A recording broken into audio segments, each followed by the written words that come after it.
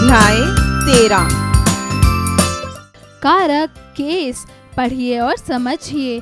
नीचे बने चित्र देखिए, उनके नीचे लिखे वाक्यों के रंगीन शब्दों पर ध्यान दीजिए। मनोहर ने गृह कार्य पूरा किया। अध्यापका जी बच्चों को पढ़ा रही हैं। पिताजी मेले में से मेरे लिए साइकिल ले आए।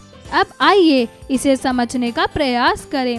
इन वाक्य में आए सभी कर्ता शब्द, चाहे संज्ञा हो या सर्वनाम के साथ ने, को, मैं, से लिए शब्द आए हैं। ये सभी शब्द संज्ञा या सर्वनाम के साथ क्रियाओं का संबंध बता रहे हैं।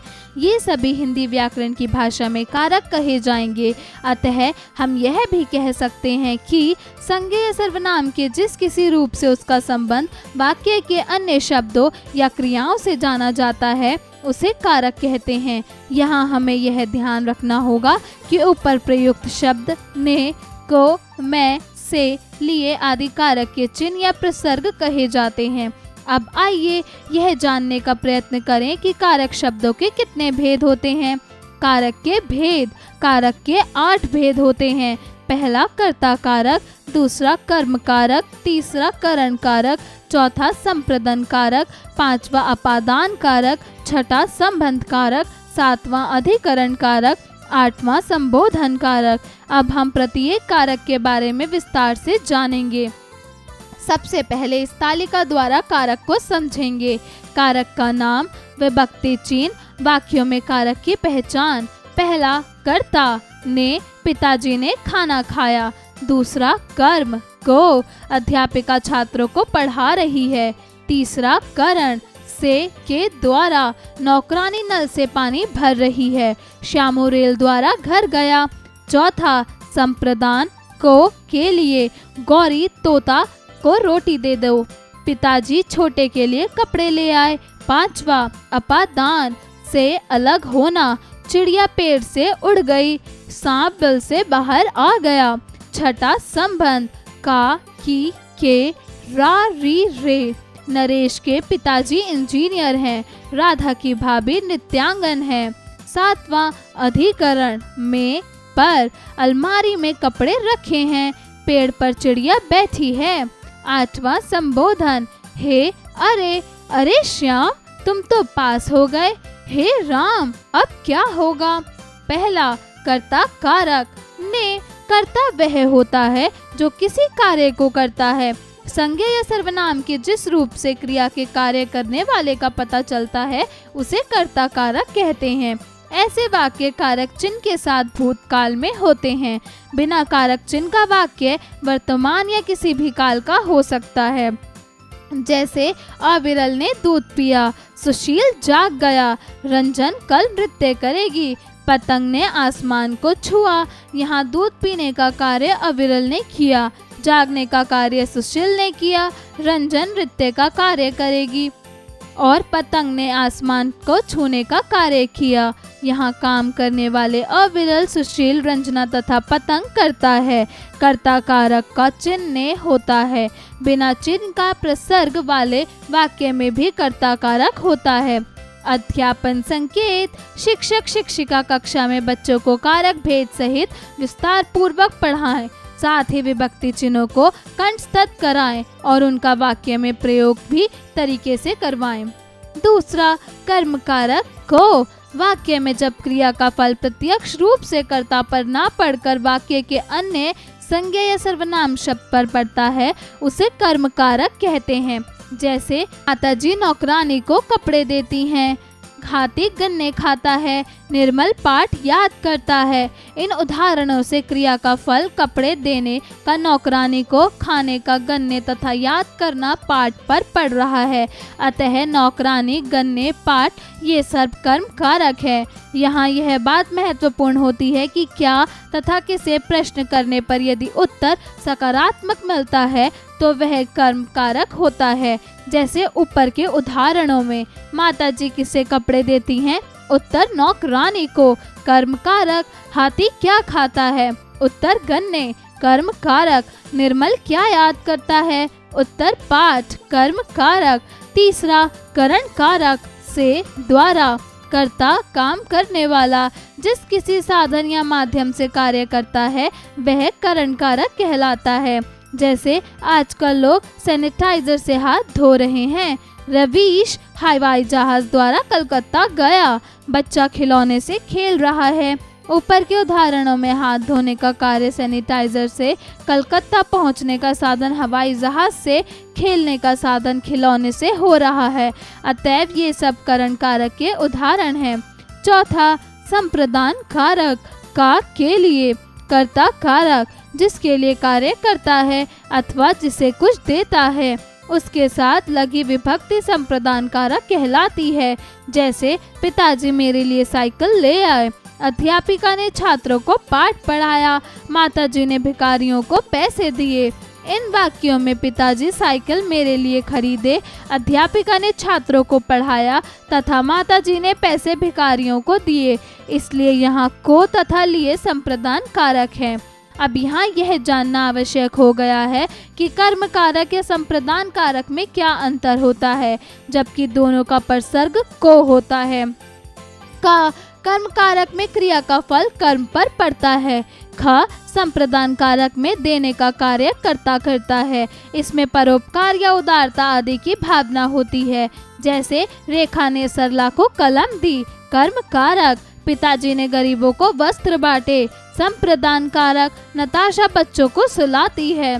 कर्म कारक। नरेश यात्रियों को राशन बांटता है। संप्रदान कारक।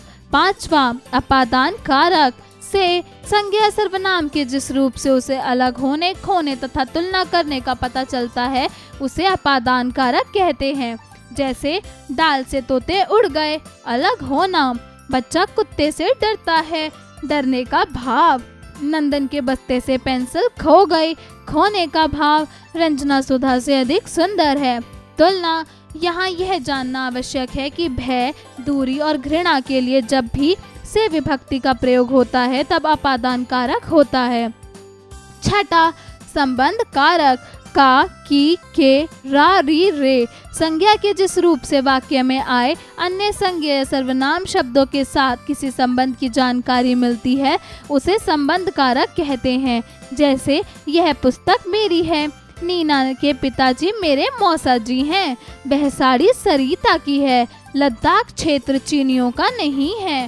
सातवां, अधिकरण कारक। में, पर संज्ञा के जिस रूप से वाक्य में प्रयुक्त क्रिया के आधार, स्थान और समय का पता चलता है उसे अधिकरण कारक कहते हैं। जैसे केतली में पानी गर्म हो रहा है। कड़ाहे में गुड़ पक रहा है। डाल पर तोते बैठे हैं। पिताजी कार में बैठे हैं। उपरोक्त वाक्यों में पानी का आधार केतली, गुड़ पकने का आधार कड़ाहा, तोते बैठने का आधार डाली, पिताजी के बैठने का आधार कार है। अतएव यहाँ पर अधिकरण कारक का प्रयोग किया गया है। यहाँ पर यह भी ध्यान रखना चाहिए कि अधिकरण कारक को जानने के लिए क्रिया में कहाँ और किस में प्रश्न लगाने पर जो उत्तर मिलता है वह अधिकरण कारक होता है। जैसे पानी कहाँ गर्म हो रहा है, उत्तर केतली में। पिताजी किस में बैठे हैं, उत्तर कार में। तोते कहाँ बैठे हैं, उत्तर डाल पे। गुड़ किस में पक रहा है, उत्तर कड़ाहे में। ये सब अधिकरण कारक हैं। आठवां, संबोधन कारक। हे, अरे जिस संज्ञा शब्द या सर्वनाम शब्द का प्रयोग किसी को बुलाने के लिए या संबोधन के रूप में किया जाता है वहाँ पर संबोधन कारक का प्रयोग किया जाता है। जैसे अरे यह पिक्चर मैंने देखी है। हे मोहन जरा इधर आना। हे भगवान यह अनर्थ कैसे हो गया। यहाँ ध्यान देने योग्य बात यह है कि संबोधन कारक में संबोधन का चिन्ह लगता है। आइए पुनरावृत्ति करें। कारक, कर्ता ने, कर्म को, करण से द्वारा, संप्रदान को के लिए, अपादान से अलग, संबंध का के की, रारेरी, अधिकरण में, पर, संबोधन, अरे, हे। कारक चिन्हों को प्रसर्ग या विभक्ति भी कहते हैं। कर्म कारक और संप्रदान कारक में अंतर होता है। अभ्यास कार्य, मौखिक कार्य, स्पीकिंग स्किल्स। दिए गए प्रश्नों के उत्तर बताइए। का, आज नीतू के भाई का जन्मदिन है। वाक्य में कौन सा कारक है, संबंध कारक। ख, कारक के कितने भेद हैं? कारक के 8 भेद होते हैं। ग, में, पर आदि विभक्ति चिन्ह किस कारक में लगाया जाता है?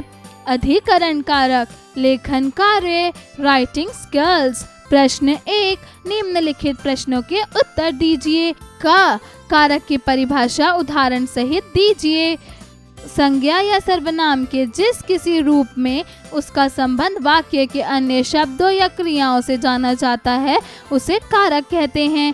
ख, कर्म कारक और संप्रदान कारक में क्या अंतर होता है? वाक्य में जब क्रिया का फल प्रत्यक्ष रूप से कर्ता पर ना पड़कर वाक्य के अन्य संज्ञा सर्वनाम शब्द पर पड़ता है उसे कर्म कारक कहते हैं, जबकि कर्ता कारक जिसके लिए कार्य करता है या कुछ देता है तो वह संप्रदान कारक कहलाता है। ग, अपादान कारक की परिभाषा उदाहरण सहित दीजिए। संज्ञा सर्वनाम के जिस रूप से उसे अलग होने तुलना करने का पता चलता है तो अपादान कारक कहलाता है, जैसे यह पुस्तक मेरी है। घ, संप्रदान कारक की परिभाषा उदाहरण सहित दीजिए। कर्ता कारक जिसके लिए कार्य करता है अथवा जिसे कुछ देता है उसके साथ लगी विभक्ति संप्रदान कारक कहलाती है। प्रश्न 2, दिए गए वाक्यों में रेखांकित परसर्गों के कारक का नाम लिखिए। क, पेड़ों से पत्ते गिर रहे हैं, अपादान कारक। ख, गीता ने सती को कॉपी दी, कर्म कारक। ग, पिताजी सोफे पर बैठे हैं, अधिकरण कारक। घ, बिल्ली घर में आ गई, अधिकरण कारक। ड़, मंजरी रानी की बड़ी बहन है, संबंध कारक। प्रश्न 3, दिए गए वाक्यों में सही विभक्ति लगाइए। क, नाविका ने नदी पार कराई। ख, राम की माँ मेरी मौसी है। ग, विदाई के समय माँ की आंखों से आंसू निकल पड़े। ग, बादलों से पानी बरसने लगा। ड़, हमें देश के लिए कुर्बान भी होना पड़ेगा। प्रश्न 4, नीचे दिए गए वाक्यों में गलत परसर्ग लगे हैं, इन्हें ठीक करके दोबारा लिखिए। क, राधा का बहन नितिन को मौसी है, राधा की बहन नितिन की मौसी है। ख, मैं आगरा में निकलता हूँ, मैं आगरा से निकलता हूँ। ग, तिनका तिनका में जोड़ना पड़ता है, तिनका तिनका से जोड़ना पड़ता है। घ, पक्षीगण डाल से बैठे हैं, पक्षीगण डाल पर बैठे हैं। सोचे विचारें, क्रिटिकल थिंकिंग। प्रश्न 5, कर्म कारक और संप्रदान कारक के बीच विभेद को सोचकर बताइए, जबकि दोनों कारकों में को विभक्ति चिन्ह का ही प्रयोग किया जाता है। खेल खेल में, ब्रेनस्टॉर्मिंग एक्टिविटी। प्रश्न 6, अपने पुस्तकालय से कहानी की किताब लेकर उसके कुछ वाक्य लिखें, उनमें आई कारक की विभक्तियों को रेखांकित करके कारक का नाम लिखिए। वाक्य कारक का नाम। प्रश्न 7, कक्षा में कारक चिन्ह लिखी कुछ पर्चियां एक डिब्बे में बंद करके रखें, फिर एक एक बच्चे से एक एक पर्ची निकलवाकर उससे वाक्य बनवाएं। प्रेरणादायक मूल्य। जिस प्रकार कारक की विभक्ति चिन्हों के प्रयोग से वाक्य में सरलता व संगठनात्मक आती है, ठीक उसी प्रकार एकता से राष्ट्र को मजबूती मिलती है। अतः हमें एकता और संगठित स्वरूप में रहना चाहिए। वह राष्ट्र सदैव दुर्बल होता है जहाँ एकता नहीं होती।